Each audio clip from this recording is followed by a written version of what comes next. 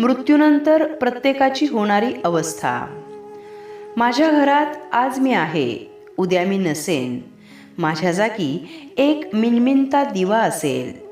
10 दिवसांनी तो दिवा विझेल. त्या जागी माझा एक फोटो असेल.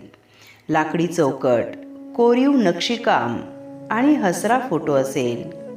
काही दिवसांनी माझ्या लटकलेल्या फोटोवर साचलेली धूळ असेल किंवा त्या फोटोची पातळ काच वेडीवाकडी तडकलेली असेल.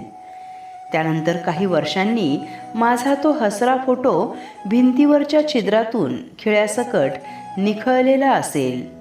आणि मग त्यानंतर पिढ्यानपिढ्या माझ्याच घरात माझ्या नावाचं फक्त उरलेलं एक छिद्र असेल. आपलं रूपांतर अशा छिद्रात होण्यापूर्वी आपल्याला दानात मिळालेल्या ह्या श्वासाचं रूपांतर आपण उत्सवात करायचं का?